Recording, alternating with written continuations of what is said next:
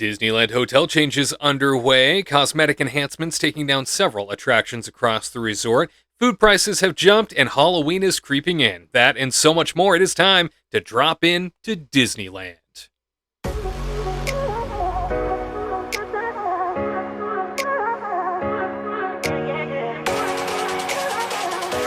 Hey there, hi there, ho there, you are as welcome as can be. How's it going, everybody? Wade for the Kingdom Report, back with you once again, covering all the latest Disneyland news, Disneyland trending topics, and updates coming out of the happiest place on Earth, the Disneyland Resort.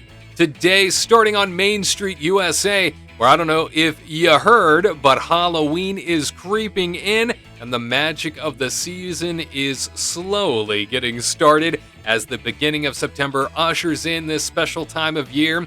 Right now, we are in the process of seeing storefronts be redecorated and all kinds of displays be set up for the first time for the season. No doubt, all kinds of American flag bunting still up on Buena Vista Street and Main Street, USA in their respective parks. However, that could change any day now, as we have watched transformations happen like magic overnight in both of these theme parks, including the giant Mickey Jack-o'-lantern pumpkin that typically sits in Town Square. We look forward to seeing that come to us here very shortly to kick off the Halloween season at the beginning of September. Also changing seasonally down here on the end of Main Street, USA, the Plaza Point Holiday Shop. As we all know, this is the place where you can see Christmas year-round, but it also celebrates whatever holiday might be in front of us, and that, of course, is Halloween, as we see not only the trick-or-treat pails, but also the creepy children that welcome you into this store all dressed up. A little further up Main Street, USA, the Silhouette Studio just across the street over there is finally getting the TLC it deserves in order for it to come back to us here in the immediate future. We've been chronicling this for you, as this store has not been open since Disneyland reopened its gates last year. However, they have been hiring for Silhouette Studio artists, and now there's a curtain up as well as a window covering for the sake of freshening up the space. Looking forward to having that back.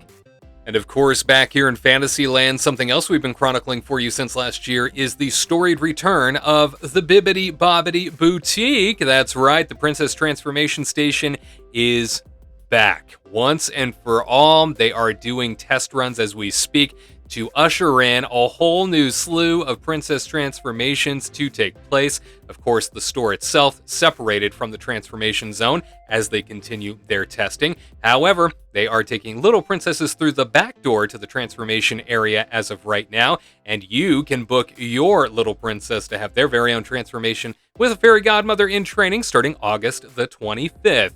Of course, if you wanted to add on a complete photo package alongside that transformation, you have that opportunity once again, as well as over here at Fairy Tale Treasures, just alongside the Royal Theater.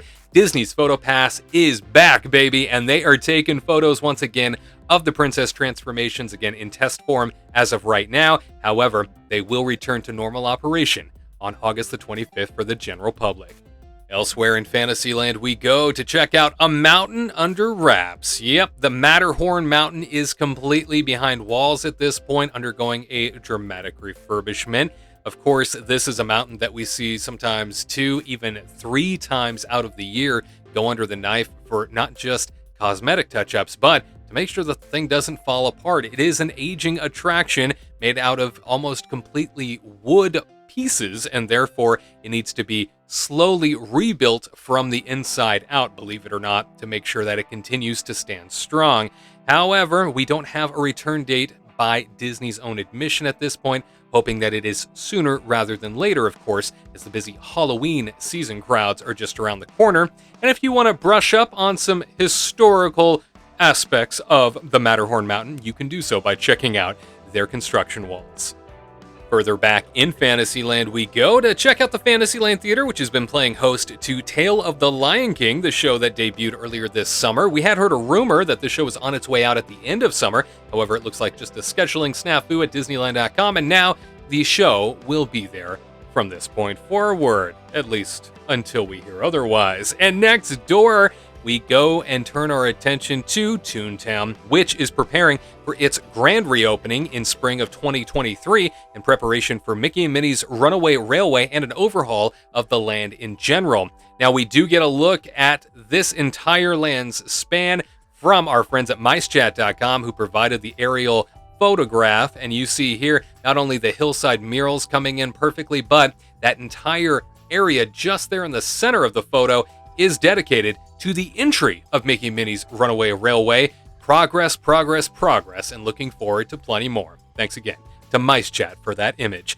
We move on over to New Orleans Square now, where there is a sinister somebody moving on in to the Haunted Mansion. Getting ready to wreck these halls is Sandy Claus. That's right, Jack Skellington moving on into the Haunted Mansion right now for Haunted Mansion Holiday, set to open September the 2nd for the kickoff of the Halloween festivities at the Disneyland Resort. And you see here, just beyond the scrim, all kinds of candles, jack-o'-lanterns. Yeah, they're all set up, ready to be presented in their rightful spots around the mansion.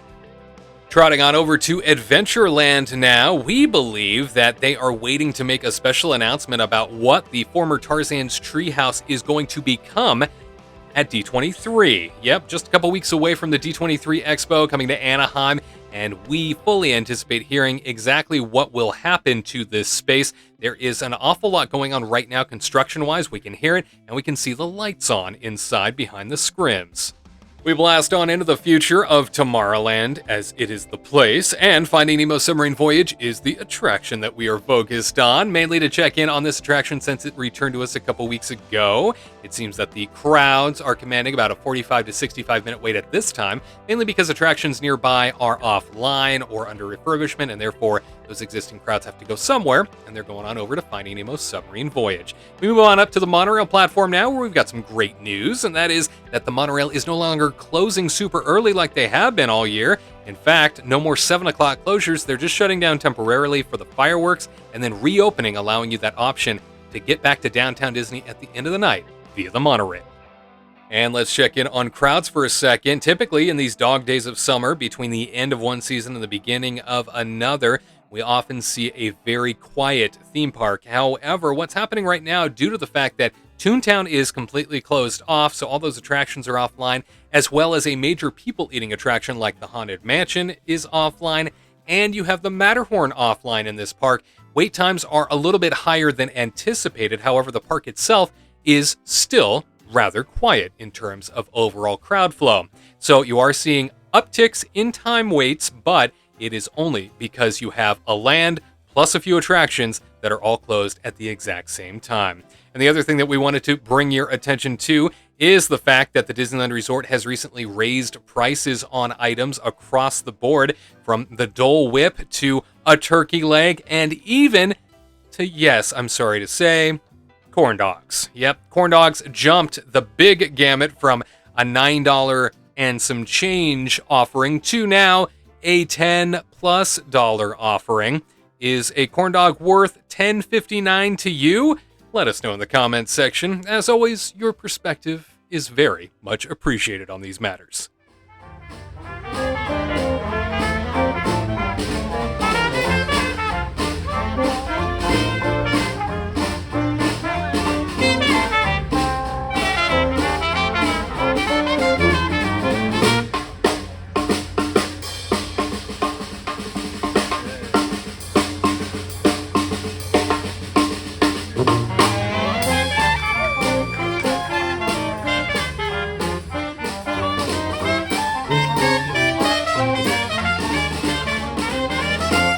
The magic of jazz by way of the Royal Street Bachelors here in New Orleans Square. And from New Orleans to Disney California Adventure we go. On Buena Vista Street, the home park of the Oogie Boogie Bash, no doubt preparing themselves as well for a little bit of Halloween splendor as the party gets to rockin' in early September. But first, we're going to stop off and check out the Hollywood Studios Backlot section of the park, because there's been a lot of movement. In fact, some physical movement of the face painting station that typically sat in the backlot. It's been moved over to what used to be a photo meet and greet area for various characters, and that's probably because it's getting a little crowded back here. Stage 12 still in mothballs, not being utilized, but all kinds of facade work going on, and walls have popped up in front of the old Hollywood Lounge, the Coca-Cola facade that many people are familiar with back here. But the walls stretch from stage 12 all the way down past Monsters, Inc., Mike and Sully to the Rescue, over to the Avengers Superstore, which is open, by the way. But if you're looking to ride your way through Monstropolis, you will not be able to until early September when it returns. And we are seeing lots of cosmetic work happening on the outside of this attraction, no doubt getting spruced up on the inside as well. But for those who are in despair over the fact that the Hollywood Lounge bar is out of commission, guess what? They ushered out this old Food and Wine Festival booth and transformed it into a makeshift Hollywood Lounge area. Yep, the bar is resurrected in a temporary form here, just outside of the Monsters ride. Every few updates, we do check on the Disney Animation Building to see if the character close-up featuring Anna and Elsa has been reopened, and unfortunately, it still has not. Even after the princesses have come back to indoor locations over at Disneyland, Anna and Elsa remain absent from this space at California Adventure. Very interesting. We'll keep our eye on it. Another space that has yet to come back to us here in the Hollywood section of California Adventure, the Hyperion Theater, formerly home to Frozen Live at the Hyperion. The Orange County Register speculates that if this attraction comes back to us, this theater show, it will not be Frozen anymore. It'll be something completely different. They recently cleared out all of the extra seating for Pym's Test Kitchen back here, the auxiliary seating for Pym Test Kitchen, I should say. And now it looks like just a vacant building with nothing going on. Hopefully we'll see some changes here in the near future. And we move on over to Cars Land now, where this land is getting underway with all of its decorating for Halloween time. Certainly one of the most festive of all the lands. Let's check out what's happened so far in Radiator Springs.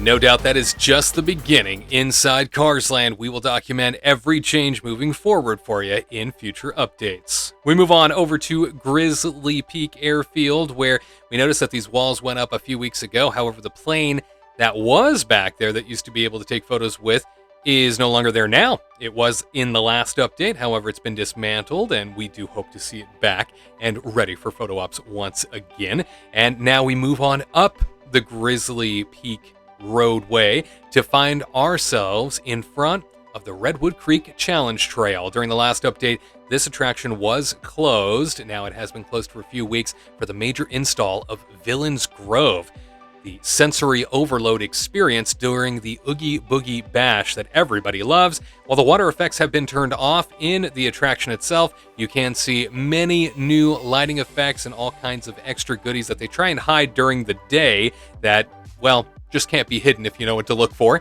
And certainly lots of infusions of extra magic for the Oogie Boogie Bash in the Villains Grove area all throughout this attraction that mainly doesn't get in your way throughout a day's experience. However, it's there once again if you look for it. We leave California Adventure, head on over to Disney's Paradise Pier Hotel now, where we know this hotel will soon get a Pixar theme. However, as of right now, still no amenities online inside the hotel. You can stay there, but no restaurant options at the very least. And there's some construction work happening on the back side of the hotel. Construction walls up, and they just repainted the parking garage, it seems. This sort of light blue, almost off-white color. Very bland. I don't know if the whole hotel is going to look like that color in the near future, but if so, I hope they spruce it up with some added elements. Speaking of blue, my goodness, the last time we were at the Disneyland Hotel, they were experimenting with all kinds of paint, and now we see that they have gone full blue striping. That's right, it wasn't blue enough around here apparently, and now different shades of blue have outfitted all 3 Disneyland Hotel towers, and they still are incorporating a little bit of sort of that, we'll call it brown khaki to a certain degree. That brown khaki color alongside the different shades of blue, from your more seafoam green lighter blues to your darker navy type blues. You can see here that khaki brown color and meeting up with that lighter shade of blue that they're going with. We also want to check in on the Disney Vacation Club Tower that's being built right now alongside the Frontierland Tower. This, every time we visit, gets a little bit taller and a little bit bigger. And indeed, it has done that once again. As we take a look at all of the construction progress here, it now towers over the Disneyland Hotel monorail waterslide pool as well. And we are excited to see the topping off come here probably in the next 2 months. Hey, if you are interested, here's what the hotel towers have looked like for decades. Now, the towers themselves really have never been completely brought down and redone. In fact, they've remained the same, just cosmetically enhanced from the outside. So those towers remain the same even after all of these decades. Inside the convention center space, right alongside Goofy's Kitchen, Steakhouse 55, which we know is closed forever, still has no progress as to what will be coming here. No notes from Disney on that. But we did notice inside, much of the bench seating has been removed in favor of just a handful of chairs. So a little bit of a development, but not much. We move out into downtown Disney now, where there is construction happening for the sake of expansion on the west end towards the Disneyland Hotel. You take a look at the current map of the property, and yes, this big green forest here is where all of the expansion is said to be going. We take a look over the walls, and there's a whole lot of nothing happening. However, an earth mover has returned to the space, which is fantastic to see, because for a while there was nothing going on back here. It was just a big pile of dirt. And in addition to that, we also noticed that many of the walls nearest the hotel have been switched out in celebration of Princess Week. That's right, if you didn't know, it is World Princess Week, a celebration of all things princess. Yep, ultimate princess celebration is what Disney has going on right now. Handful of additional snacks and goodies that you can take part in. And here in downtown Disney on select days, you do get to experience a few food trucks. Yeah, to try and liven up this area down at the west end. It's just, there's so much not happening anymore down here that they threw in some food trucks to keep the place alive, and they can be very popular. And the other thing that we wanted to make mention of is that the Soul of Jazz and American Adventure exhibit over at the ESPN Zone, or what was the ESPN Zone building, it's still around. It was supposed to go away July the 4th. It's still open. We'll keep telling you about it as long as it's here, so you can see the exhibit yourself. And this past week, hundreds of thousands of Disneyland Magic Key pass holders finally got an answer as to whether or not they could renew their passes, as many were set to expire before the end of the month.